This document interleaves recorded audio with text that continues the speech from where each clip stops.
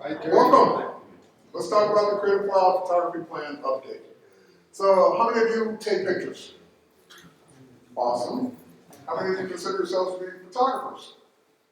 How many of you consider yourselves to be pro photographers? Okay, that's pretty much what I expect. How many of you just take pictures with like a smartphone? That is your camera. A few. Okay, great. I'm having all kinds of issues here. Now this one's not going. I lost connection. Says I lost connection. We'll just have to keep you for next month when you do it again. There we go. Okay. Yay. Plus it didn't like the distance. So the Creative Cloud Photography Plan gets an update across the board. So for those of you who aren't aware of what that means, you know us, you know Adobe for Photoshop. Photoshop's been a long-standing program and available for years, and of course, so has Lightroom. And 3 years ago, we introduced the Creative Cloud, which was basically a new way to acquire all of Adobe's creative products for one low monthly price. But we also heard loud and clear from photographers that you even wanted a lower monthly cost, and you really only cared about Photoshop and Lightroom. So that became ultimately a trial, like it was a Black Friday special, and it worked so well, it became a till the end of the year special, and then it worked so well, it became till March special, and then we just stopped saying special. It became a real plan. So the Creative Cloud Photography Plan includes Photoshop, Lightroom, and Lightroom Mobile, which we'll see today, for a low price of only $9.99 a month. So if you were to add that up, that's $120 a year. And if you were to do your regular updates to Photoshop and Lightroom, the old way with perpetual licenses, this actually works out to be cheaper year over year. Now, it's not about just price. It's really about what you can do with photography plans. So let's talk about that as well. In this new update for spring 2015, you get a brand new Lightroom, of course, plus Photoshop CC. You get to take advantage of Lightroom on your mobile devices and Lightroom on the web. And new ways to actually share your content, your photos. So what's new in Lightroom? Lots of photographers these days are taking advantage of what's called HDR. I'm going to show you an example of it, high dynamic range. Now HDR and merging panels is no longer a trip from Lightroom over to Photoshop and back. You do it right in Lightroom. You no longer have to send all the files over, do it, process it, send them all back, or send one back. So having that built in. The other thing that we recognize more and more is that the more photos you have, the harder it is finding those photos. So we built face recognition into this version. The ability for Lightroom to not only identify what's a face in a photo, but then for you to go name those faces. And then once you start naming faces, it says, the next time you take a picture of that person, is this so-and-so? And you say yes.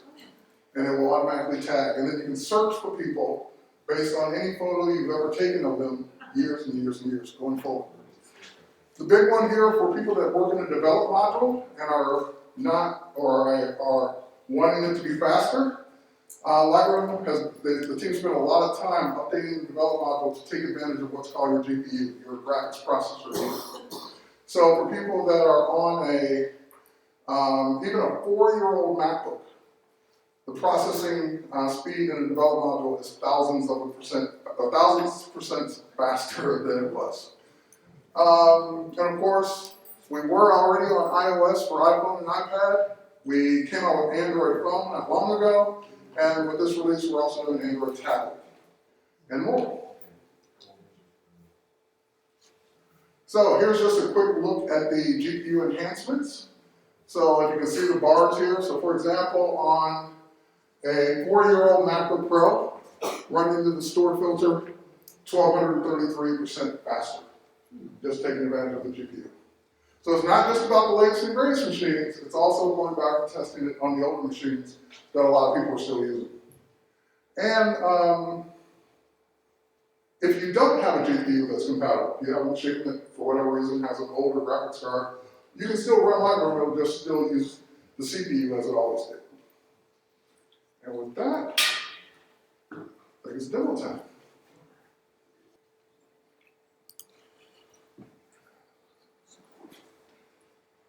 There's a new splash screen, and let's scroll down a little bit and take advantage of, let's go here actually. All right. One thing I will, every now and then I get bragging rights for something, and I can't resist. I got my name in there. Actually, it was in 5 as well. But I am officially recognized as one of the people that talks about Lightroom until the point to where the team just got tired and put my name in. So with that said, let's take a look at what's new. Now, rather than just show you what's new, because I know a lot of people are maybe new to Lightroom in general, so let's start with some of the ways of just getting started with Lightroom right off the bat. How many of you are coming from Aperture or iPhoto? Okay, a few. So as you know, Apple, or may not know, Apple discontinued work on Aperture and iPhoto with 10.10.3. So there is no more iPhoto, no more Aperture other than the version you already have. They replaced iPhoto with the Photos app. And while the Photos app can do some basic enhancements, it's really not intended to be a major photo editing app. It's still an organization tool, and it's still pretty good to have something like that built in. So what we did when we got that announcement and we saw that a lot of people are going to want to come over from Aperture or iPhoto is we built in an import Aperture library and import iPhoto library. So if you ever do want to get started with Lightroom from your existing database of photos, you can go ahead and import those directly in. The next thing is, well, how do you get images in if you're not bringing them over from one of those other programs? So let me go here, here, here, and here. Chances are you're going to bring photos in one of 3 ways. You're going to plug in a camera via the USB, whether it's your smartphone, camera, or whatever. And Lightroom will bring up the import dialog box and you can import that way. Or, you're smarter, you take the memory card out of the camera and you put it in a card reader because it's faster and doesn't use as much battery. So Lightroom, once again, will pop up and allow you to import the images in directly that way. In both of those cases, whether it's on a memory card in the camera or on a memory card in the card reader, Lightroom is copying those photos to a folder on your hard drive wherever you tell it to put it, or whatever hard drive you tell it to put it on. So it doesn't have to be the internal drive, it could be an external one. That's about it as far as Lightroom's management of the actual files. It does not really do much to the files themselves. Lightroom is a database of metadata about those files. So if you have 10,000 images in a folder and you bring those 10,000 images into Lightroom, Lightroom says, oh, I now know where 10,000 images are, but those 10,000 images are still where they always were. So I just want to make that very clear. We're not copying them into some database. We're not putting them in some kind of proprietary thing. They're in your folders wherever you want them to be. Okay, so with that said, here's a folder of images on one of my partitions of this hard drive buried in several folders deep, and I now want Lightroom to know about those images. So I want to do an import. Now this is the third way. The images are already on my drive. I don't need to copy them from a card, don't need to copy them from the camera, they're already here. I did it a long time ago. If I open up that folder, you'll notice that inside this folder are actually, and everything else you're going to see photography-wise is my photography except this folder. This folder is just a set of demo files that we got of all types of images from all types of cameras. So there's some JPEGs in here, here's a Canon RAW file, here's a Nikon RAW file, just all kinds of images in that folder.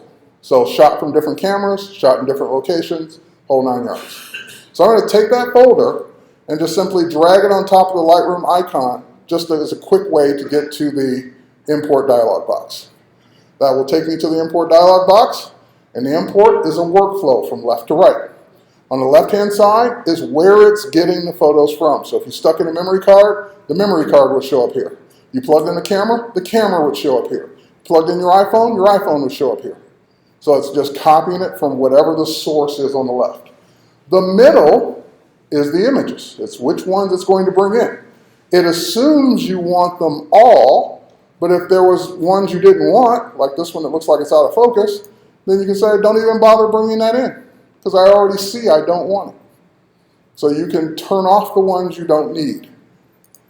Now, next, how will it bring them in? And this has gotten more intelligent over the years. They used to all be active, and then we realized, why give someone a choice by default of copy when they're already on the drive? Why would you need to copy them? You've already put them in the folder where you wanted them to be. There's no reason to copy them, and if you were going to move them to a different place, you would have done that already before you got to this step. So the only choice that's lit up in this case is add, because they're already where you wanted them to be in whatever folder you told it to bring them in from. If you were bringing them in from a memory card or camera, then the copy choices would be lit up. Now, you can still click on whatever ones you want, but we kind of prompt you with the one that's most logical. So on the right-hand side is all about what to do with them after they come in. Now in Lightroom 5, we introduced the ability to build smart previews. And smart previews allow me to have access to hundreds, thousands, or hundreds of thousands of images on this laptop that aren't really here. In other words, let's say a raw file, off the top of my head, a particular raw file is 12 megabytes in size. So 100 of those would be, I'm not good at math, that's why I'm asking you. Okay, 1.2 gigs, and so forth and so on. So rather than have all that space taken up on my hard drive, that smart preview of that 10 meg file might only be 1 meg, or half a meg, or less. And it still gives me all the benefits of working on the image, developing the image, correcting the image, exporting the image small for web or just social media, and even small print, without having to actually have the files with me. So that's a huge benefit that we introduced in 5. What's new in CC or 6 is the ability to also add to a collection, because a lot of people are going to bring them in, which they're going to be in that folder, but then you're also going to want them in a collection to organize them. So we give you that right off the bat instead of you having to do it as a second step later. Now I can add them to an existing collection, or more importantly, I can create a new collection right off the bat. So I'm going to create a new collection called Adobe Play, and I'm going to put that inside my demo collection set. And I'm also going to leave on the sync with Lightroom Mobile. So as a Creative Cloud member, this new collection that comes in will build smart previews and also sync them up to Lightroom's cloud or Creative Cloud. So I'm going to go ahead and say create and then import. So look at how fast they came in. It's already brought them all in. Why is it so fast? Because they're already on the drive. It's only slow when it's copying. Those images were already there. No need to copy. So, you just want me to see those images that are already there in that folder on the drive? No problem. Now, this Build Smart Previews does give me a progress bar, but any progress bar that's up here is a background process. I don't have to wait for it. I can continue working while 1, 2, 3, 4, 5 processes are going on at the same time. So this is all 64-bit, multi-threaded processes going on in the background.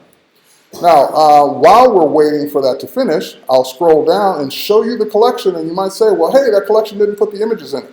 It didn't put the images in until that's done. So now my 43 images are in that collection. And you'll notice that those 43 images are now syncing up to Lightroom Mobile. So 22 of them to go. Now, we don't, again, that's a background thing. We don't have to wait for that. Let's go on to the next thing. Let's talk about HDR. How many of you, to be honest, just don't know what HDR is? Great, because I love explaining it. You know, I'll put it this way. You may not know what HDR is, but you'll quickly know why you want it. Let me ask you this then, for those that don't know what it is, have you ever been in a situation where you tried to take a photo and the wrong thing was being exposed? Like there was a window in the background, so it was too bright, everything in the front was dark. Or you expose for the person, now the window's completely blown out, you can't see anything out the window. Well, that's a typical problem in photography that HDR solves. Because you can't get a proper exposure in those difficult lighting situations with one exposure. So what you do is you set your camera to do what's called bracketing, and it will then take an overexposed image, like this one, an underexposed image, like that one, and an exposure in the middle. And then with HDR software, it puts them all together. So you get the highlights that should be there, you get the shadows that should be there, and you get the midtones that should be there that you couldn't get in one exposure. That's what HDR is. High dynamic range. So high dynamic range photos are now a part of Lightroom. So I'm going to select all three. I can right click or I can do a keyboard shortcut. I'll do the right click so you can see where it is. Photo merge HDR or Control H. When I do Photo Merge HDR, it will then begin to build a preview of what the HDR is going to look like. So this is just a preview. Now, I'll show you a couple things right off the bat. As you might imagine, when you set your camera to bracketing and you're taking the three pictures, this could happen. So it's best to shoot HDR on a tripod. But I never shoot HDR on a tripod. I'm always doing it A&L. I'm not saying this is something you should do. It's just I just never think to bring a tripod in some locations where I end up shooting HDR, and I wish I had brought a tripod. So these are all my HDRs. I would say 99% of them are handheld, and that's why I definitely rely on the auto align abilities, because that will take the three images that are slightly off because my hand definitely moved in those three times, and align them and put them together. Okay, great. Auto tone, well, we'll kind of auto tone the image. So it's kind of bringing in the clouds, which you can see, and kind of bringing in the foreground, which you can see. It's a little bit different on your projector, or our projector, but I'll make some adjustments for that so you can see it better. Then what's deghost? Ghostbusters. What's deghost? Well, I talked about this movement, but deghost takes into account for movement in the photo itself. So for example, deghost is off right now.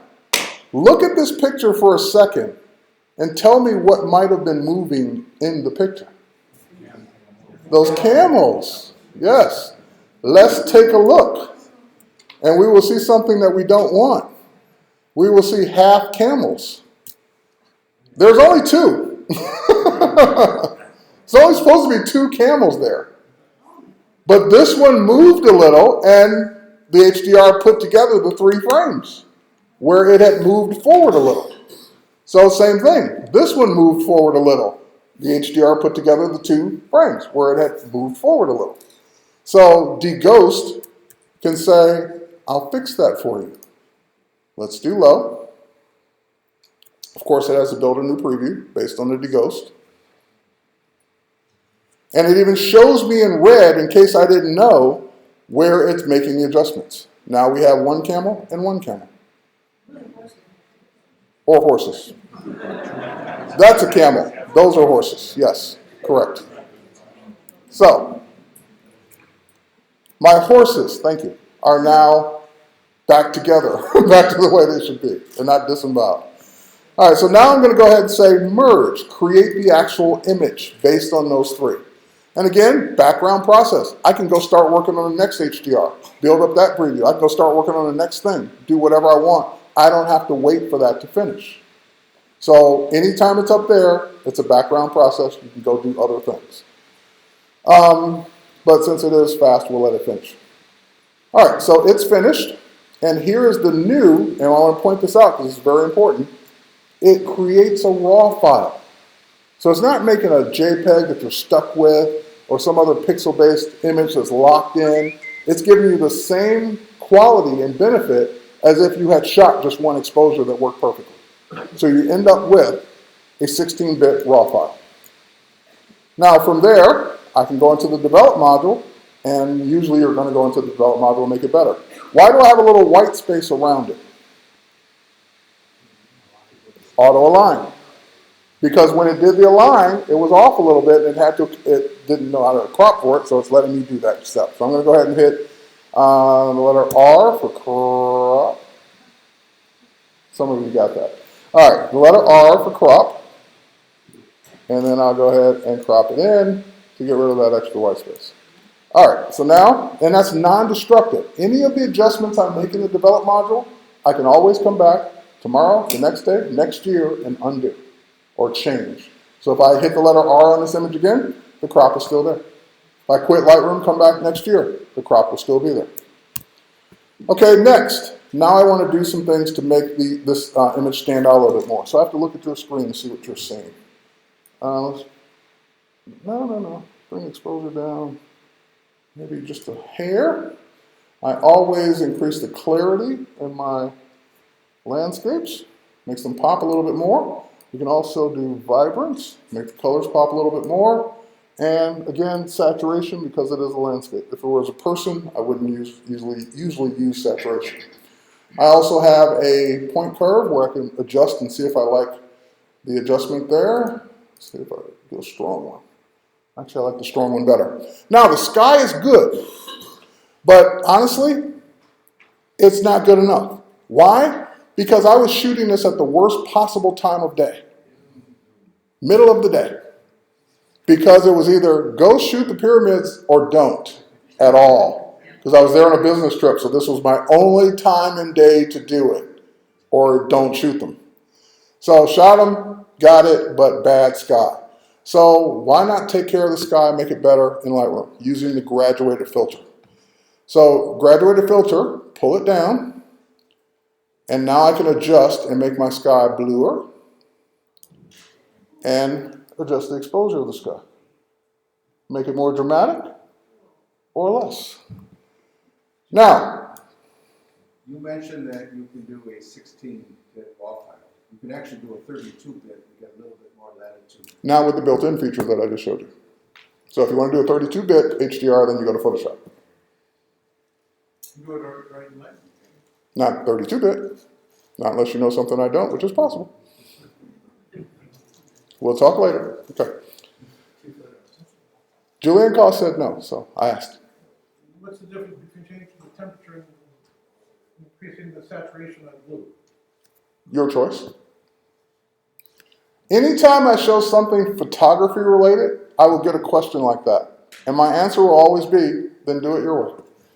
Because we're always going to have 2, 3, or 4 ways of doing it. If you like doing saturation, by all means, do saturation. I like temperature in this case. If you were shooting a panoramic shot, would you use the same tool just because panoramas are just a bunch of still pictures? Let's get to that. Okay, we're not finished with this yet. So, graduated filter is not new, that's been there. But there is something that is new that always used to bug me about using the graduated filter. I made the sky bluer, but what did I also make bluer? Pyramid. Because it doesn't know the difference, it doesn't know what I'm trying to do, it just says, okay, I'm graduating all the way down and making everything, these adjustments you tell me to make. Until now. Because now, for graduated filter and radio filter, there's a new brush option. And with the brush option, I can go in, I can say auto mask, and I can say erase, and I can take my brush and go in and take it off the pyramid. Terry? Yes? Is there a, instead of doing what you're doing right now, is there a way that you could have it, the system act on that color, which is a gray for the pyramid? Like take a shot of the gray and have it act on that gray piece? Not easily. It'd be easier to do the brush. Yep. It'd take more steps to try and do what you're doing, even if it could do it, which I'm not sure that it could. All right, next. Okay, so far so good. And that's the correct exposure. Yes, sir? How did it know to change the temperature in gray? It just took the effect off what I'm erasing. The most recent effect. Okay. No, I'm still in the graduated filter. The brush is part of the graduated filter. So I'm brushing in the graduated filter and erasing wherever it put graduated filter. Okay. So if I go up here, I'm erasing graduated filter because that's what I'm still in. Now I'm about to leave graduated filter and go to radial filter because there's something else I want to do. Even though this is proper exposure or correct exposure, I still would like the space to be a little lighter. So let's use a graduated filter here, which also has a new brush as well. And I can now just ever so slightly, hang on, sorry. Invert. I can ever so slightly increase the exposure just in that space.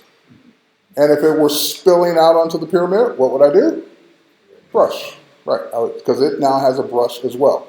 So if we scroll up, I just grab the brush, and I would say same thing, erase, and auto mask, and I would just erase out here around the edges. So we went from, and there's still more work I would do, but we went from that to that. Built in the Lightroom. Okay. Along those same lines that Calvin was so impatient for and couldn't wait for,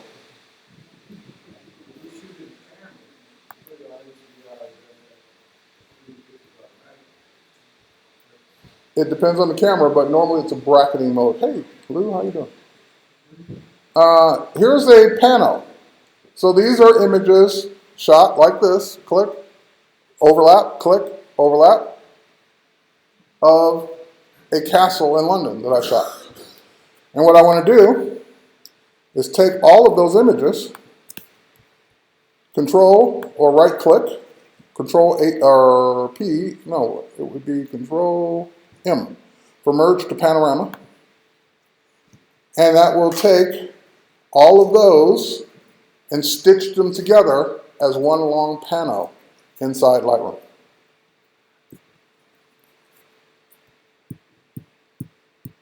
Like that. And you'll notice you have some options as well. You can let it auto-select the projection, which I'm not really sure I see a benefit in that because I kind of know what I want already, so I don't know why I would leave it on auto. But you have three. You have spherical, which obviously if I do that one, you're not going to like it because it's going to look like it's been shot with a fisheye. It's going to be rounder on the edges. Don't like it. So I like the perspective. Cylindrical is for someone who's shooting a 360-degree panel. But I'm going to go ahead and leave it on perspective. And also something else that we take for granted is normally when you do these and you're handheld like I did, you're going to have a slew of space left over because you were doing this. Not as exaggerated, but you were doing that as you were taking all those shots. So if I didn't let it auto crop, I'd end up with that. Because that's all the extra space that would have gotten left over. Now there's a cool trick I used to do on this actual panel. I would take it over to Photoshop, leave it like this, and do content-aware fill. And let it fill in that extra space with the sidewalk and with the sky. So that I end up with a bigger image. But that's your choice. Merge. Now I'm going to cancel because I already did it. Here it is. And that's our panel. Stitched together from multiple photos when you don't have a lens wide enough to get what you need. All right, that's built in. Next, let's take a look at that. Everything's done uploading. Or syncing. Let's take a look at that Adobe Play collection. And let's see what's in there. Terry, Yes. when you're shooting those, you also go to manual so that your exposure doesn't change. Correct. So if you leave it on auto or one of the program modes, every time you move and focus, it could adjust the exposure. So you would typically want to do it on manual so you keep a consistent exposure across for your panels. Good tip. So this is just, again, a folder of images of people. These are actual bands, different bands from the Adobe Play campaign. And I know a couple of these artists. I unfortunately don't know all their names, but a couple that I do know, which allow me to show off this next thing. In the past, if you wanted to identify a photo so that you can search it later. You had two ways to do it. You could name the photo. I used to create some really long names.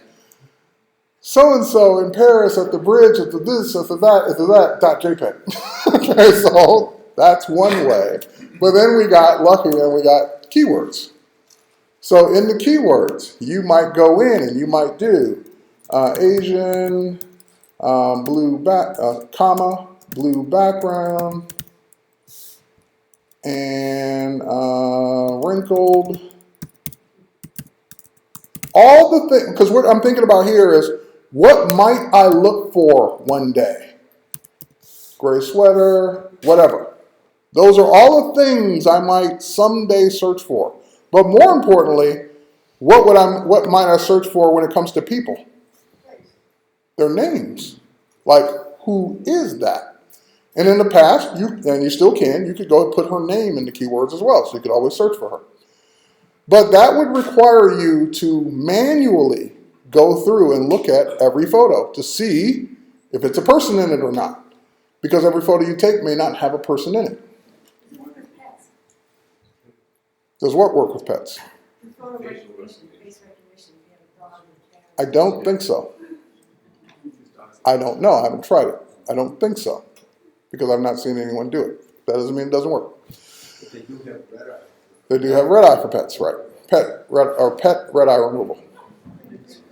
So let's go to view, and there's a new view. We had grid, loop, compare, and survey before. Now we've added people. Now what does people do? The minute I switch to it on any folder, collection, or group of images, it will start using logic in the background to start going through those photos and detecting faces. So it's just looking for all the faces in the photos. If it thinks they're the same person, it will stack them together. So those four, it thinks are the same person, which they are, and it will stack them together. It may not always get the same person right. Sometimes there'll be two people right next to each other and they're the same person, but it wasn't sure enough to stack them together. So it only stacks when it's relatively sure. We're getting to that. All right, so like for example, these are Mary as well, but it did not stack them together because it wasn't sure enough to do it. All right, so it's finished. Progress bar is gone. I didn't have to wait, but it's finished. And now I can say, ooh, I know who those four photos are. Those are Mary. So I can type Mary's name in, hit enter, and it now moves Mary from the unnamed up to the named. So now it kind of knows what Mary looks like. I can go in and I can say, ooh, I know this person. This is Jesse. And it moves Jesse up to the named. And it will continue to work. Every time you name a person, it's thinking in the background, okay, now I know that's Mary and I know that's Jesse. Are there any more? But wait a minute. I see some faces, and this will happen to you, I guarantee, when you start using this. You're like, who's that? It's in your collection, in your library, and you're like, I don't know who that. Oh, wait, who's this? Who's that? I don't know those people. How did they get in my photos? And then you're going to want to take a closer look. You double click and realize that you took a picture of a book, and those were faces on the book. So you're walking past, you're taking a group picture in front of a painting, and that face gets recognized in the painting. You're like, who's that? How'd that get in there? So these are all face regions that it found that I do not care about. I will never search for these people. I do not even want to identify these people because I'm never going to use this photo for the people. So I can just hit delete on each region to get rid of them. To say, no, I know those are faces and thanks, good job, but I don't care about those faces. So we go back and it removes them from your thing. Now, after it gets smarter, it will start asking you questions like this. Hey, this kind of looks like that person you said was Jesse. Is it? I can say no or yes. Yes, it is. Moves it, it puts it up on Jesse's stack. I can also go up and say, both of these are Mary, and it's kind of hard to drag in this resolution. Let's see, will it let me scroll? You can, it won't let me scroll because I don't have enough screen resolution. Oh, can I make the thumbnail smaller? Let's see that. Ooh, maybe. Yes, I can barely do it. I can move those up to Mary. and it will add those to mirror.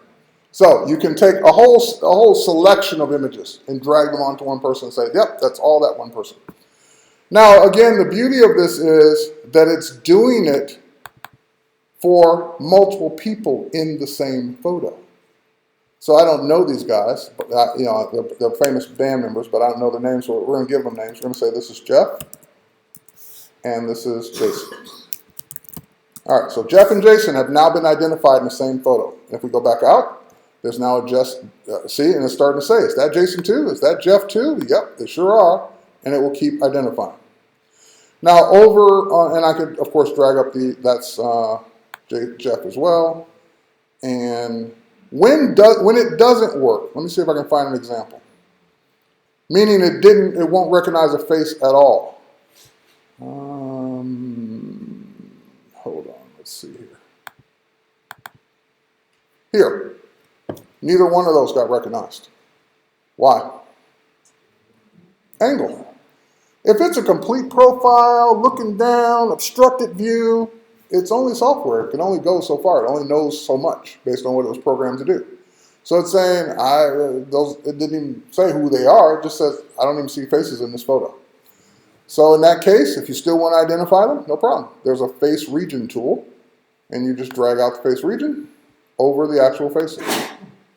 And then you can still name them. So I'm going to make up names. This is Aaron. And this is Jeff, Simon. All right. Okay. And back to the faces. And again, it will continue to work and think and keep asking. So is this Jeff? Yes, that's Jeff. And I keep going through that process until I've identified all the ones I want. Aperture, the faces there, Don't know. Question was, if I import it from Aperture and I've already done this face job, face tagging, does it bring over those tags? And I don't know. I'm guessing it will bring them over as keywords because it's in the metadata, but since it hasn't run its own face detection, it won't know who's who in the photo. Because remember, it's having to identify what's a face first, and that doesn't come over from Aperture. But the word should be there. So you'd still be able to search the photo, you just wouldn't have the face recognition done. All right, speaking of which, if we go to the keyword list, there's a new category now. These are all keywords, or you have your choice of just people keywords or other keywords. So people keywords are, of course, the ones you just defined as people, and this list will keep building as you identify more and more people. All right, moving right along. So let's put this to the test. Let's do a couple of things. Let's talk about Lightroom Mobile.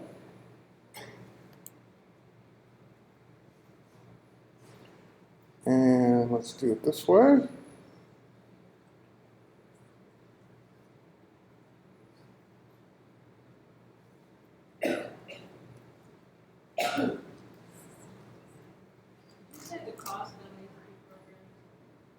Did I say the cost of what? Photography plan is $9.99 a month. I did. All right, so here I am on my iPhone, and let's go to the camera. And on the camera, let's turn it to square. No, just kidding.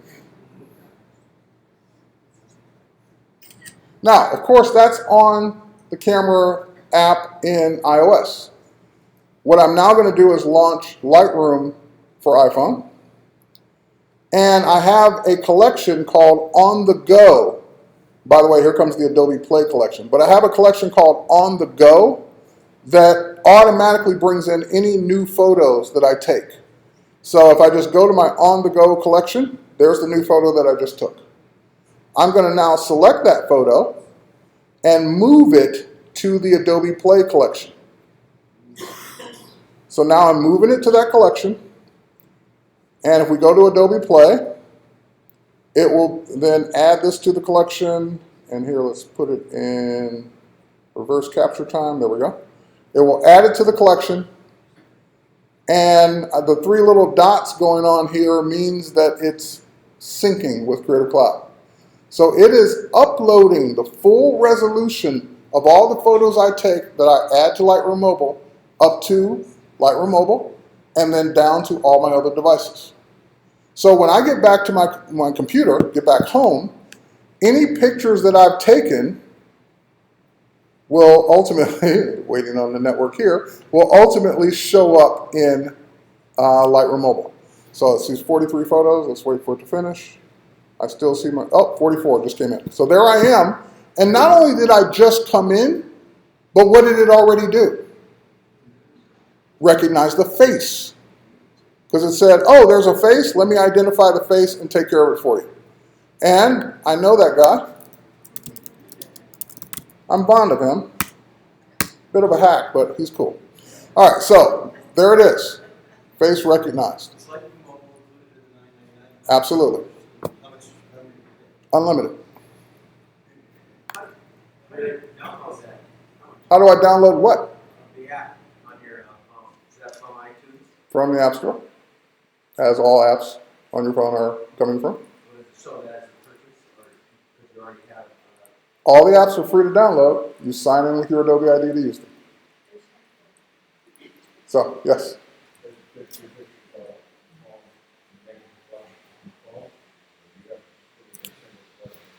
Good. Well, you asked a couple questions, and I didn't repeat some of the questions. So, Lightroom Mobile comes in the Creative Cloud Photography plan or any Creative Cloud plan that includes Lightroom. And how much space do you get in Creative Cloud to sync your photos? It's unlimited. You want to sync 1 million photos? Have at it. How much are the apps, or where do you get the apps from? The apps are free to download and install on your iPhone, iPad, Android, or whatever from the various app stores that support those platforms. Collections. How do we make a collection? See that plus sign up there? New collection. From the phone, right. So if I go here and I want to move this to another collection that I don't have yet, I can say move to, and notice the plus sign, add a collection. So you don't have to put them in your existing collections. By the way, clicking this on this screen doesn't do anything. I have to actually go back to the phone and do it, just so you know. There you are. So that's one part of Lightroom Mobile. We're going to see more on that in just a minute. The next thing is, well, let's talk about it. Let's go back to the Adobe Play, the regular view of it. And because I synced this particular collection, and by the way, you can click to sync any collections you want. So if I want the HDR collection synced, I just click the checkbox and it will start syncing that one as well. I see the little 3 dots there letting me know it's doing it. And up, if I scroll up far enough, I'll see that it's syncing those 6 photos now. Next, if we go back to Adobe Play, another part of this is that you have the ability to see these images on the web. So if you don't have your computer with you, you don't have your iPad with you, you don't have your iPhone with you, you're on someone else's computer, and you want to look at your Lightroom collection, if I go to my web browser, and I go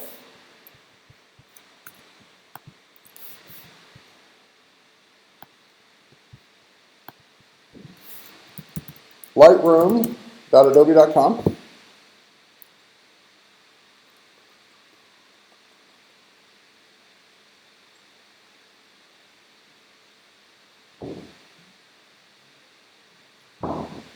waiting on the internet.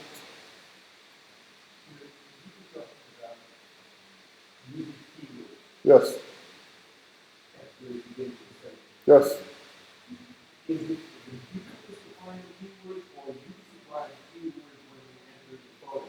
You make up the keywords. The computer doesn't give you any. They give you some suggestions. The categories like wedding that will have things in it like bride and groom and things, ring and things like that. But for the most part, you're making up your own keywords. Second one, if you've got like 5 Jasons, Yeah. It'll figure out which Jason goes to which. No, because Jason is a keyword at that point. So you would need a new Jason, Jason Smith, Jason Jones, Jason whatever, because you can only have one Jason keyword. Now, if you go use Jason 1, 2, 3.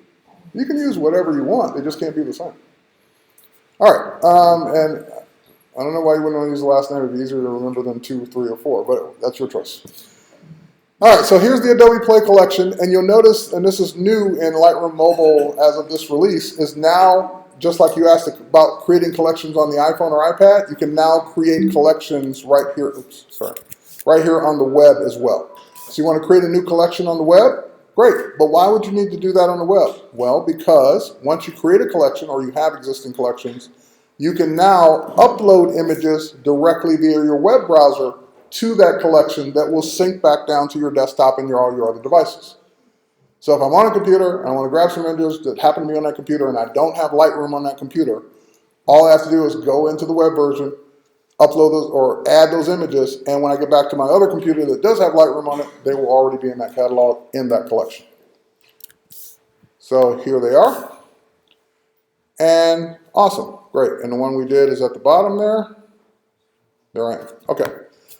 Now, that's for me. This is my view. I'm logged in with my Adobe ID, my Creative Cloud account. But I want someone else to be able to see just this collection. So there is a Make Public button. Once you choose Make Public, it will generate a custom URL for you for just that collection that you can give to anyone. Once you copy it or click on it to go to it, it will take you to your specific collection that you made public that anyone can see that has the URL that doesn't have to know anything about Adobe. Are those reduced size, can't easily snap them? They're reduced size, but there's no such thing as can't snatch them. If you put a picture on the internet, it can be taken. So, as I've said on every photo presentation I've given in the last 5 years, if it's important to you, so important that you don't want anyone to ever take it, then don't put it online. Okay, next. So what can the person that I sent this URL do once they're here? They're looking at the photos. Well, of course, they can click on them and look at them. But they can also like it and leave comments. So they can say, ooh, I like this photo. They can click like. And they say, ooh, I want to tell them something about this photo. I would love to use this on Instagram. I'm pretending I'm married. Can you make me a square version? Post comment. So I'm signed in, so it says Terry White. Now, again, the person you send this to, they don't have to do anything but click the URL, they're seeing the photos. If they want to make comments or click like, at that point, they do have to sign in with an Adobe ID, which is free to create. So if they don't want to comment, don't want to click like, or want to call you on the phone and talk to you about it, they don't have to create anything. Can they download it? They cannot. All right, so now that comment has been made, I can get out of this photo. And Mary did this at 2 a.m. on a Sunday night. I come back to work Monday morning at, it's me, so 10:30. How do I know that Mary did it? Especially because she just did it. She didn't send me an email and let me know. Let's go back to Lightroom on a desktop that I launched at 10:30 a.m. More like 10:35. All right, so notice the Adobe Play collection has a new banner on it, new button on it. It's got a yellow flag letting me know that someone left comments. Whoever I sent this URL to signed in, left comments or likes. I want to see which ones they are. I can either manually go through and look for all the yellow flags on each image, or I can click and say review comments. And that will automatically move all the ones with comments to the front of the collection. So I can see that that one's now been read because I'm on it. And I can see that it got 1 like and 1 comment, and she says, I would love to use this, can you make a square version? Now, I want to do that, but I'm running out the door because it's 10:45 now. Short day. No, I got a meeting. 10:45. Out the door. On the train, on the whatever. So I take my iPad with me. And on my iPad, I launch Lightroom Mobile. And I wait a second. because it's got to bring in the Adobe Play collection. There they all are. And I now go to that photo, and I go to the one that Mary left a comment on, and I now have the ability to see any activity on it, so I can see her comment, even if I don't remember which one she left it on, and I can also sort and find it that way. But I remember this is the one, and I now want to go make some changes. So I go in and go to my crop, and I choose aspect square, and I recompose. Great. And while I'm at it, I want to show Mary something I like about this photo, but I would just like it. Actually, I don't like that photo. So let's mark that a reject. Don't like that photo at all. Don't like that one either. Reject. Ah, that one's cool.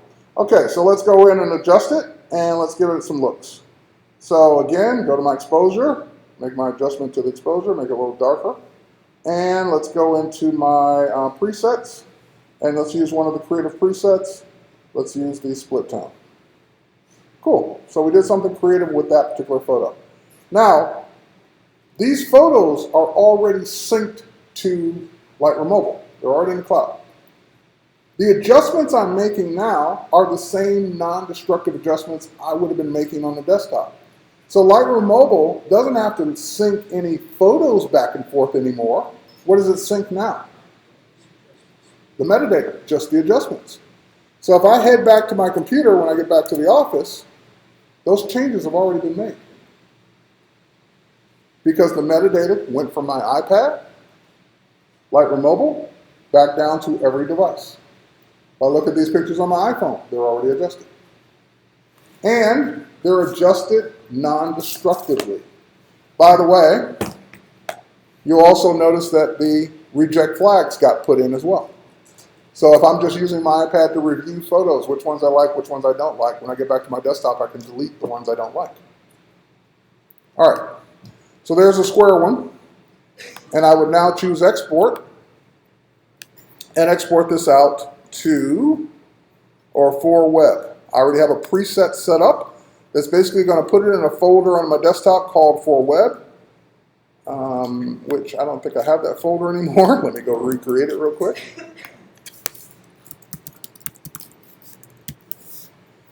And now that that folder's been created, great. It's not going to do any renaming. It's not a video. It's going to make it sRGB. So if it was a raw file, PSD, whatever, it's going to make it an sRGB file. Quality of 50. And I want to limit the longest edge to 1024 and don't enlarge it if it's smaller than that. Remove any location info, because this was shot in her home, and I don't want her geotagged photos to be up on the web. And also add my watermark just for vanity's sake. Done. There's the new photo that I now email to Mary with my watermark that's square and ready to go. Now my magazine says we want to use that photo too, but we don't want it to be square. Oh no. Develop module, reset. Done. Because it's just metadata. So just changed it. This photo, I would love to see a different version of it. Virtual copy. Here's the virtual copy. So I'm not sure why. Oh, because I told it to sort it this way. That's why.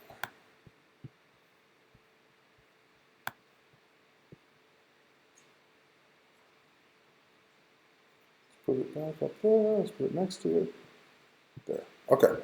So notice the original, and the virtual copy is the one with the dog ear on it. That's how you know it's a virtual copy.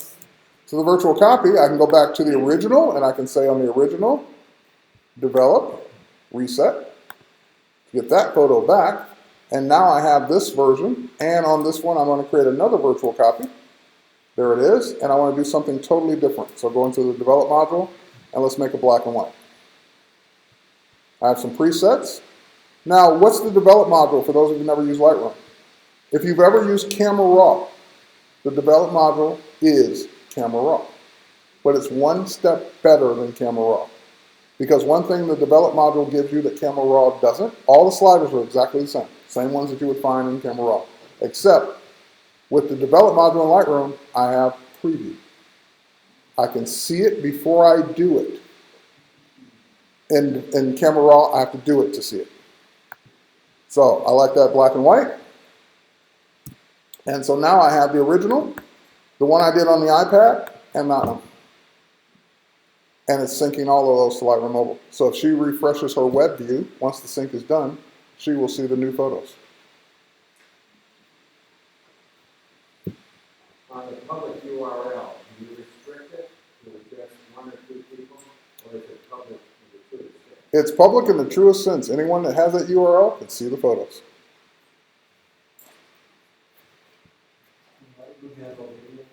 Can Lightroom handle video? Absolutely. What more is there? It looked like you have a follow-up question. You can import a video. You can run quick develop adjustments on a video. No face detection yet on video. You can trim the edges or front and back of the video. You can create a poster frame from the video. You can grab a still frame from the video. You can put your video in collections. You can put your video in slideshows. So we're coming to that. When you were leaving your office at 10:45, you grabbed your iPad. Yep. And let's say 100, you had 100 comments on 20 pictures you had posted the night before, and they drew those to the front. But if you want to find Mary's particular one, you have to go through each one to sort. You can find photos that have been commented and just look at those, but you can't say search for a specific comment on the iPad. All right, so, and again, just refreshing the web view shows me all the updates I've done so far. Yes? Can I type over a picture? Not in Lightroom, sadly. Okay, a couple of things as we get low on time. So let's go back. And so you get the idea of, are we getting how Lightroom Mobile works? So choose which collections I want to sync, unlimited syncing of photos to Lightroom's cloud. They appear on all my devices. They appear on the web for me. I can make them public to appear to others. I can make adjustments on the mobile devices, iPad, iPhone, Android, and those adjustments sync back. I think that's it. And if I take new pictures on the devices and put them in collections in Lightroom Mobile, they sync in their full resolution back. Yes? You said the regular standalone, like the mobile doesn't work, you have to create a file? Lightroom Mobile is a part of Creative Cloud. It is not a part of Lightroom 6. Very general question, as I move from standalone version to Creative Cloud this week, is there a limited number of devices you can use, desktop and laptop? Yes, well in that case, yes. So as with all Adobe software, you're limited to 2 machines. But with Creative Cloud, it's no longer 2 Macs or 2 PCs. It's a Mac and a PC, 2 Macs or 2 PCs. As far as mobile devices, no limit. With the Creative Cloud on your iPad, my iPad's like, I'm frantically looking for space because I got something to ask.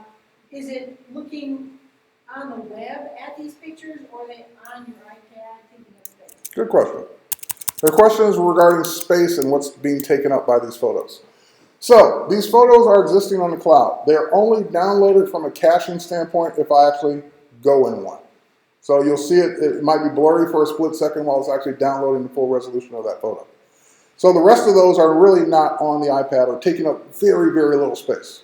However, what if I'm going somewhere and I need them all there to work on because I'll be offline. I'm going to be on a cruise ship and I want to pay $55 an hour to use the internet. It's about what it works out to be. So I can I can click on a collection and I can say, enable offline editing. That will download those 46 images down to my iPad. But then I won't need to be online to work on them either. So that's up to you. Space, we're taking advantage of space as best we can, but if you need the images, then that becomes your issue, not ours. But again, we're working on smart preview, so we're not downloading 46 megabyte raw files either. The 2 pictures that you gave that you rejected of Mary, Yep. part of that collection, so is it still syncing? Yes, until I get rid of them out of the collection. So his question was around the 2 images I rejected. Let's go back and look at those. They're still in the collection because I haven't done anything with them. But the minute I say goodbye, now they're not syncing anymore because I took them out of the collection. And on your iPad, they were not rejected. They were, because I rejected them on the iPad to begin with. No, they didn't have the little, you can look at different views. So, for example, let's go back out of this. Let's go back here. They will disappear in a second, so let's go to this one. If I reject a photo, that's my reject flag. You won't see it anywhere unless I show it in a way that you'll see it, which I'm not sure what I would do. Here I would do it. There we go. So you can see your star ratings, your metadata, and your rejects. So here's the one I just did. That's right. No, okay, let's do another one.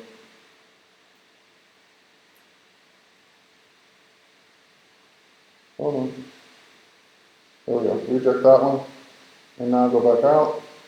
And there's a reject tag in the upper left corner. So it will be there only if you display it. I usually don't have a display. Yes?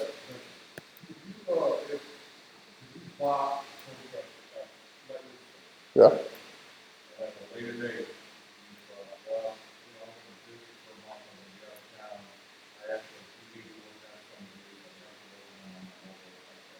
Yeah? Yeah?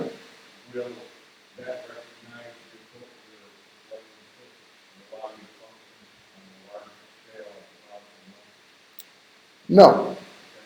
What you would do is if you bought a month, you would download Lightroom CC and use it with that same catalog and take advantage of all the mobile features. And then at the end of the month, uninstall it and open the catalog back up with 6. No, there's no transfer. You're just opening up the catalog in 6 versus CC. Same catalog, same images.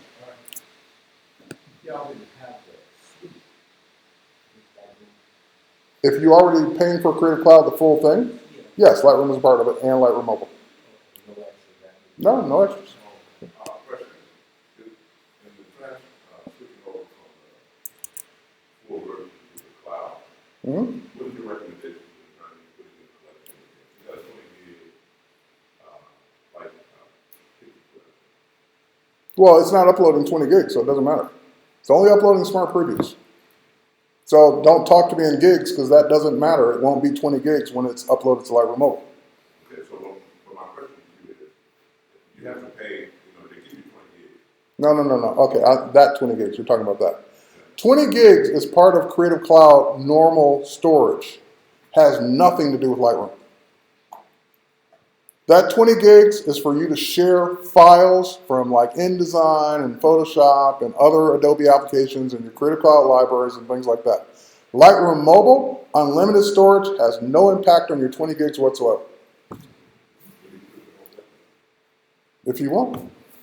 So you won't be able to access your Lightroom to InDesign where you have the Creative Cloud library? Lightroom does not support libraries at this point anyway.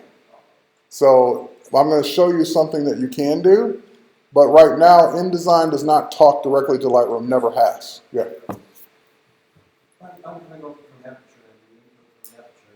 Do I get a choice to copy them somewhere else? I don't keep any reference files that are in the Aperture library. If I'm trying to get away from Aperture. Yes, once you get them in Lightroom, you can move them to wherever you want them to be, right in Lightroom. So for example, if I'm in a folder here, and let's say this folder is, for example, from my old Aperture library. I can go and say, oh, no, I don't even, no, wrong drive. I don't even want it in there anymore. I want it in here. And it will physically move those files on the disk to that new folder and re-reference them in Lightroom. So that's the cleanest way to do it, is let Lightroom do all the work. Don't try and do it in the Finder, because then you're just going to mess yourself up. Because you're doing things behind Lightroom's back and it won't know where anything is anymore. Let Lightroom do it. Let's say I cancel the subscription after a while. Yep. I lose all that work I've done. Okay. This question came up yesterday on my day of photography. Lightroom best kept secret is that it's the only one that I know of. It's the only Adobe application that actually has a if you leave Creative Cloud feature. And that is, the minute you stop paying and you're no longer able to run Lightroom full version all the way, Lightroom will still open. It will still open your catalog. It will still let you export. It will still let you get stuff out. You just can't do anything new.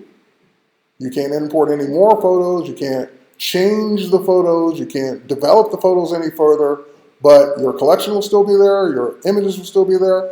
And by the way, let's say you uninstalled Lightroom and deleted all your catalogs. Where are your images? They're on your hard drive. In your hard drive in the folders where they always were. Now, what about the metadata? Because that's what he also asked. Well, will I lose all my changes? Metadata is being stored in Lightroom by default, but that doesn't mean it has to stay that way. These adjustments I'm making. So for example, if I go in, by the way, I thought I deleted those. Oh, I deleted them out of the collection, not out of the folder. Okay, there we go. If I go back to the collection, and I go in and I say that, hey, I want to, like this one, for example. Actually, it's a bad example. It's a virtual copy. Let's actually do it on a real photo. So if I go in and I just simply say, just take all the saturation out, make it a black and white that way.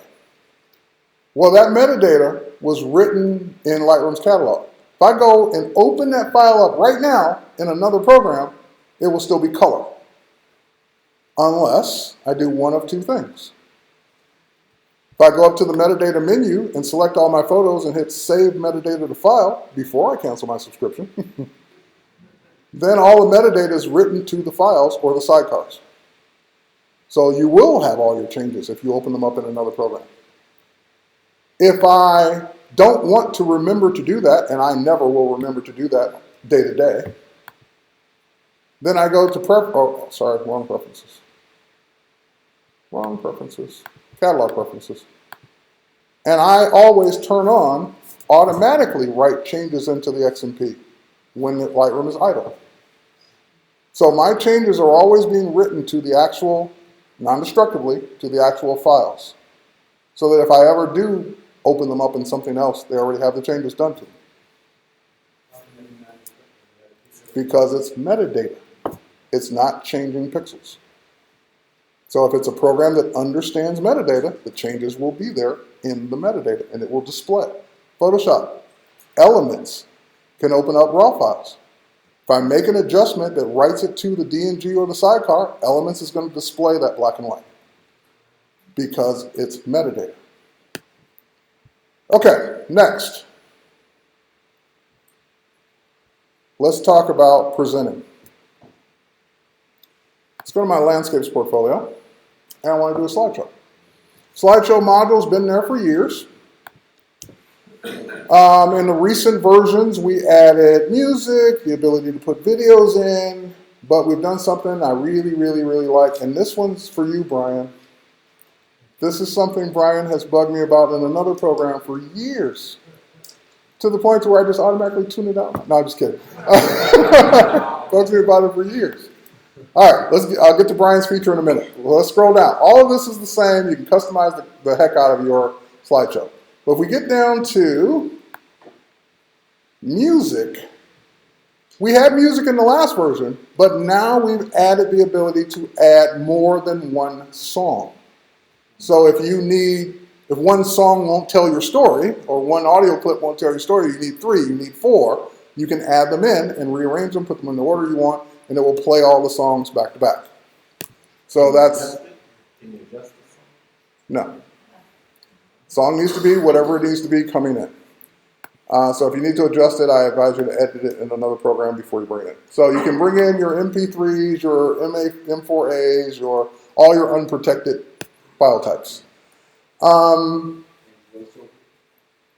Yeah, well, you can't voice over in Lightroom, but yeah, if you have a voice you want to bring in, you can. Next, we had syncing to music before, which simply meant if I had a 4-minute song and 500 slides, make it fit 4 minutes. Figure out the math. Now, the sync to music not only does that, but it syncs to the beat of the music automatically. So the slides change on the beat. Here's Brian's feature. Ready?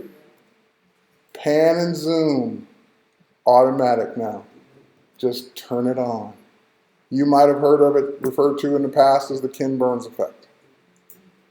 It's just a checkbox now. And you have a choice of slider between how much zooming and panning you want. I advise you to keep it relatively slow, otherwise people will get motion sick. But it's up to you. You want to crank it up, have at it. One thing I forgot to talk about on the audio is that if you bring in a song and you're playing a video in your slideshow, well, your video can likely have audio in it. What's more important to you? The people talking in the video? If it's an interview, yes. If it's just background noise, no. So you have a balance slider to slide between the video being more important or the background music being more important. Up to you. No, it is not.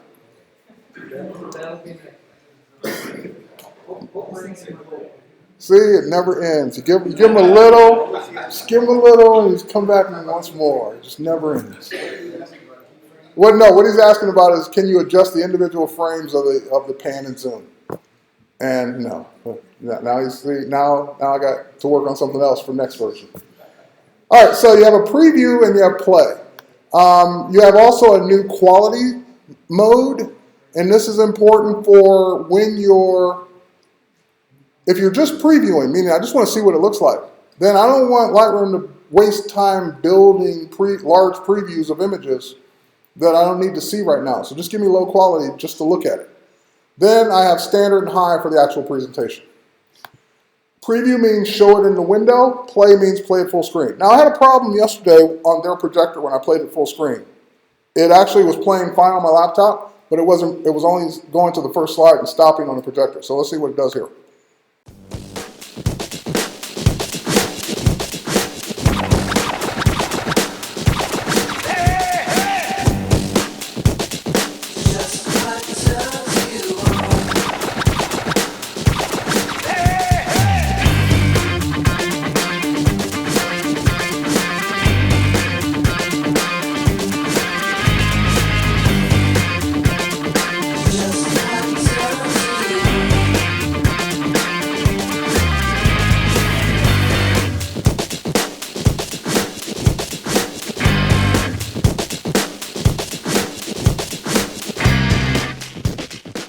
That's it.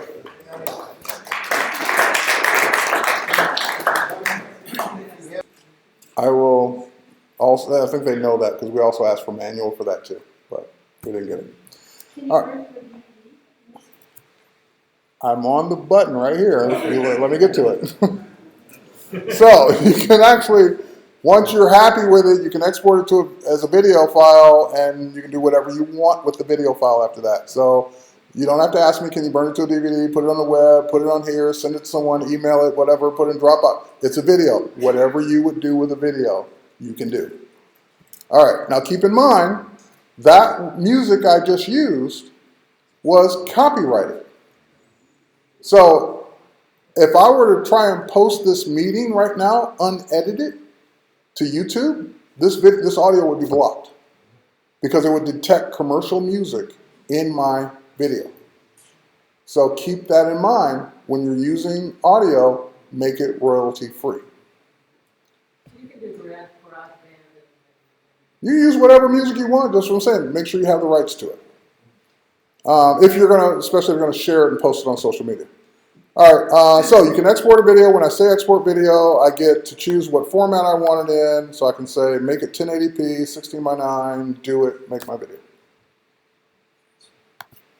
All right. No, you cannot do any adjustments to the beat or the pan and zoom. It's either on or off. Can we redefine to use unprotected music from the iTunes store? I just did. The song you just heard was unprotected song from the iTunes store. I just did. It is copyrighted. So that means I could get in trouble for sharing it because it is copyrighted music. We don't stop you from doing it, but you shouldn't do it. All right. So that was slideshows. I'll do a quick thing on the web module, and then we will come back to a couple other things. So in the web module, the web module unfortunately hadn't changed for years. I don't think it had changed since version 2. Like the web module just no updates, no changes for years.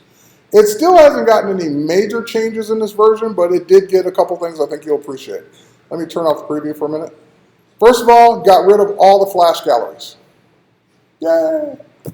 In the flash. No more flash galleries in the web module. So any module, any web gallery you create is based on HTML5. Okay. There are some classic ones, the ones that used to be there that are all HTML5 now. Those are the same ones that have been there since Lightroom 2. Just update it to be more modern. And then we have some new ones. So there's a new dark one, a new grid one, these are all dark or light. Light, simple, square. One of the ones I kind of like the best is the new track gallery. I kind of like that one. And these are web galleries, yes. So if you were to upload this to a web server, then it would create all HTML for you. So you can go ahead and customize the name and put whatever description you want under it. You can make adjustments to it just like you can in all the other modules. So you'll hear all the parameters that you could adjust for how you want that web gallery to look. So the web module, been there since version 2, I think. Had not got any update till now, and really the update is more on the galleries themselves. So we just cleaned up the galleries, made them better, made them HTML5. Can you get more templates? Absolutely. Yeah, I use third-party templates all the time. Matter of fact, I only use third-party templates. I never use these. But I'm glad to see that they finally did get updated. I get my templates from the turninggate.net. So if they're a Lightroom developer. So if we go to the turninggate.net, this is where I get all my templates from. So my website galleries for terrylightphotography.com were built with their templates. All right, next.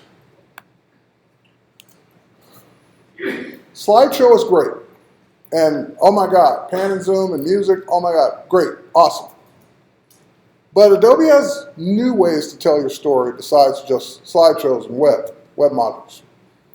Matter of fact, we've been busy working on apps to let you tell your story as well. So for example,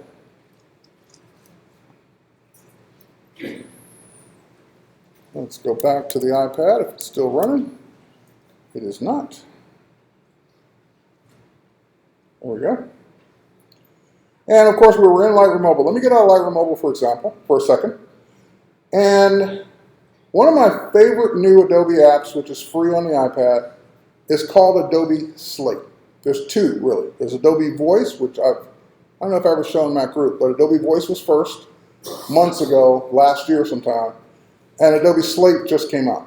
So I'm going to launch Adobe Slate. Sign in with my Adobe ID, and I'm signed in now. And I have two tabs at the top, Explore and Projects. Explore means show me what other people have done with this program. These are awesome. I can click on them and actually look at them. Great. Projects means show me the ones I've already done. So I'm not going to bother with that. Then, of course, the big button right across the top that says Create New Story. So I go Create New Story. And the first thing it asks me for is now I can start working on my story. So add a title, add a subtitle, add a photo, whatever you want. So I'm going to say, Terry does MacGroup.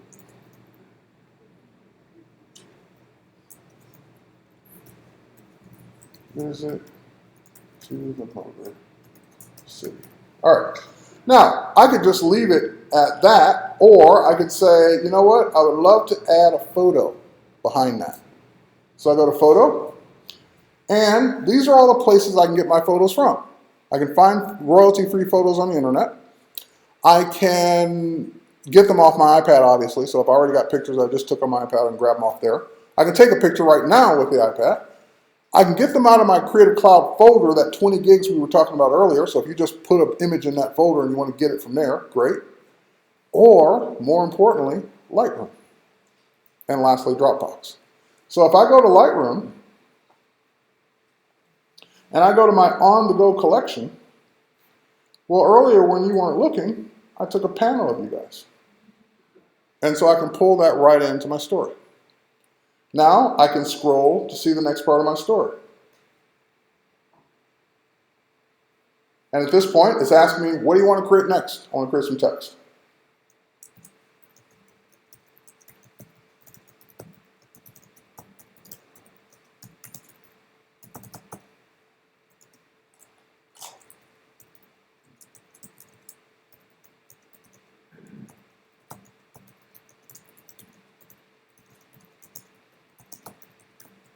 All right. Just kidding. Next thing I want to do, I want to add another thing. So, your choice. Photo, text, link, or photo grid. I want to show off more than one photo at a time. So I'm going to, actually, let me do photo grid. Let's do photo grid. And now I can grab the same ones from the on-the-go collection. Actually, I do want one from the on-the-go collection. Let's grab that one I took, the selfie I took earlier with Mike and Julia. We'll grab that one. Then I'll go back to Lightroom Mobile. And I can grab the HDR that we did.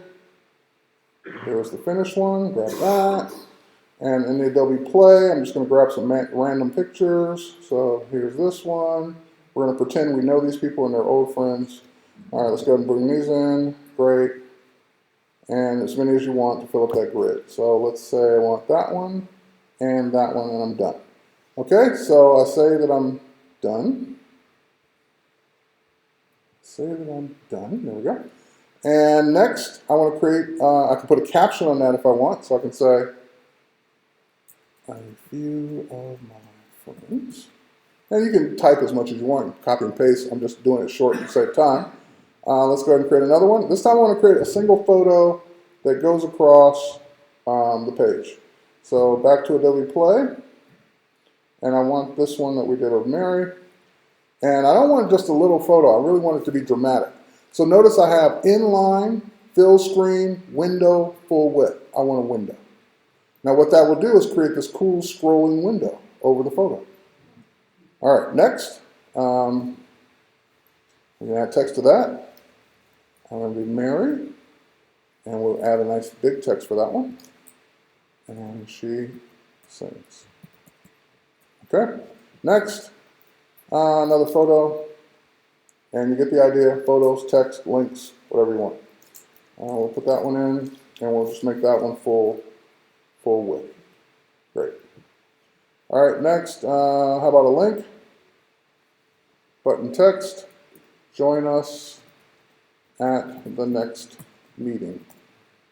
And we'll put the link in, http ://macgroup.org. Done. All right, and I keep going. More text, more pictures, more links, more whatever. Let's do one more photo. And we'll do the black and white in there as well.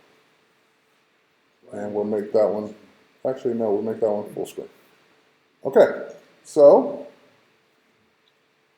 this is my story.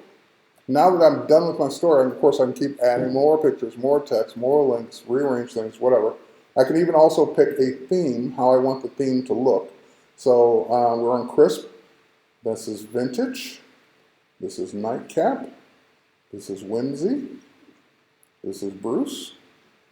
This is chic. Teresa. Baldwin. Wellesley. Luca. This used to be codenamed Project Luca, so that must have been the first one. And Chronicle. Which one do you like? Whimsy? Well, it's fonts, styles, just things about the images, captions, text. All right, so let's leave it on that one. And now let's say I'm done. I tap the share button, and I have the ability to make this public, meaning any, like we saw those ones in the gallery when we first launched the app. Those are public ones. No. I don't want this to be public. I want to show the author credits. Let's see if we got that in there.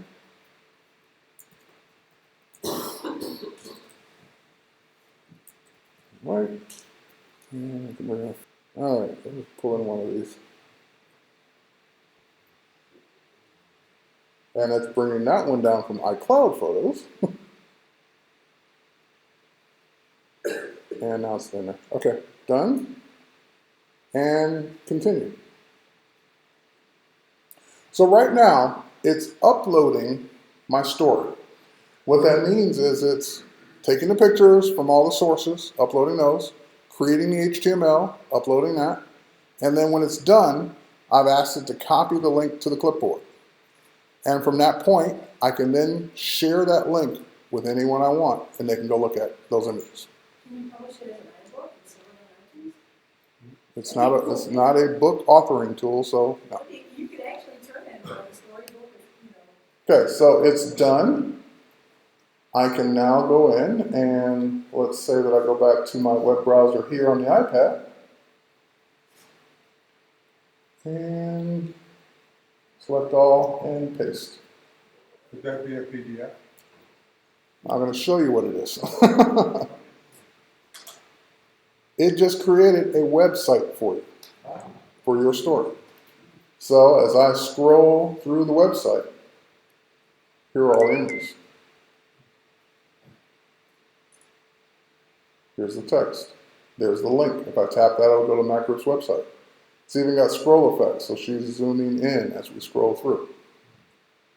And people can appreciate it if I tell them.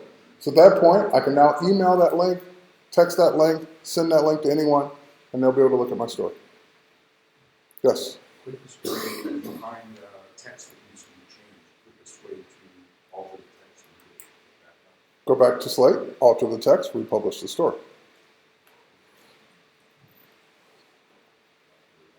And that's posted on your Creative Cloud account, URL is It has its own Slate URL. Has nothing to do with your Creative Cloud account other than the fact you need Creative Cloud to sign in to do it. And it's free. So even with a free Adobe ID, you can do it. You just wouldn't have any photos on Lightroom Mobile or Creative Cloud. So I can use that as a professional website, and they can find me with my name or not? I don't know that I would use it as a professional website because it would be you'd have to create a domain that points to it. You could, but I wouldn't. So just because I can run around with scissors doesn't mean I should. So no, I wouldn't recommend that you do that. Or you could put the link to this. On your website, yes. So go build a website somewhere else and then put the link to this as one of the recent things you just did on your website. But I wouldn't use this as my website. All right, that was Slate. Okay, so what else is there? I talked about another one. Slate is great for a text image standpoint. But there's another one, like I said, that was before this called Voice. And the thing I like about Voice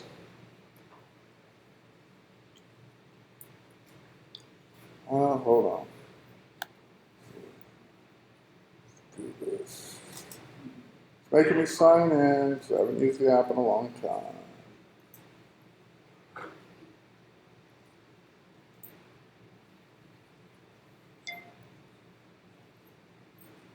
Okay, sign in, back to you.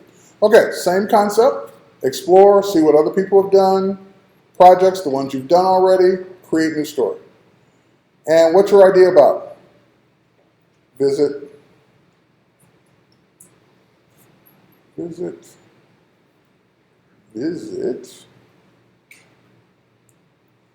to MacGroup.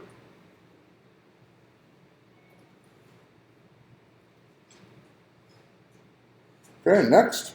Now it's asking me, well, we have some preset templates built in. Which one do you want? So I can scroll through and find the one that I want to use. Share a moment looks good. Let's do that one. Pick this one. Now, same concept. But the only difference here, instead of a photo and text and link being your only choice, you have a photo, so let's put the photo in. And same choices, Lightroom. And Lightroom on the go. And that panoramic picture I did, great. And I can go in and Oh, no, I'm doing 12. I can scroll or zoom it up. And the next thing I want to do is notice there's a microphone now at the bottom. So Slate is for telling your story with text and pictures. Voice is for telling your story verbally with pictures. I had a great time visiting MacGroup Detroit. So now if I were to play this, one slide. I had a great time visiting MacGroup Detroit. I don't know if you could hear it, it's kind of low. There's music in the background. That was part of the theme. Stop. Get out of it, okay? And it's now, that was the first frame, now it's on the second frame. So instead of you having to put together a bunch of photos and narrate the whole thing and get it perfect, you only narrate a slide at a time. So now I can go to the next photo, and I can say this particular one, and I can say, for example, it was great seeing my friends like Mike and Julia at this meeting. Okay, let's do one more. And photo. And again, I can go back out to whichever collections I have synced to Lightroom Mobile or any of the other sources that we talked about.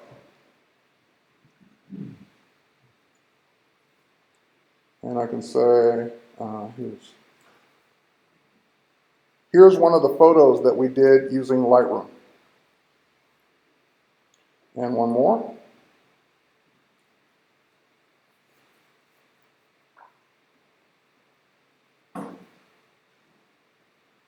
These adjustments were made using Lightroom Mobile on the iPad. Okay, so you get the idea. Picture, tell it. Picture, tell it. Picture, tell it. Until you're done, go back to the beginning. I had a great time visiting MacGroup Detroit. It was great seeing friends like Mike and Julia at this meeting. Here's one of the photos that we did using Lightroom. These adjustments were made using Mobile on the iPad. Okay. Now, if you're asking or wondering why is the audio choppy, that's an AirPlay issue. That's me airplaying the presentation back to the Mac. But if I just play it from here, it'll be fine. And that's voice. So once you're done, same thing, share it in the upper right-hand corner. Make it public or not. What do you want to do once you share it? I want to copy the link to the clipboard or mail it or put it on Facebook or whatever and share. Anyone that you send that link to can go watch your video story. Is that iPad and iPhone? Both of these are iPad only at this point. And I do mean iPad only, not Android, tablet, nothing. iPad. These are iPad apps at this point. Free? They are free. What versions of iPad? You'd have to look at the specs. I don't know off the top of my head. I would imagine at least an iPad 2, probably not first generation iPad, and probably iOS 7 or greater. They can play it on anything. Oh yeah, they can play it on anything. Once you send them a link, they can play it on anything. Computer, mobile device, and they're also like Slate, for example, is very phone friendly as well. So I've looked at my slates on my iPhone and they shrink down and do responsive design very nicely. So I could illustrate and verbally say my story. Yes, you could. And that is a touch of the Creative Cloud photography plan. I could go on for hours, but I think we are right at the time. Thank you.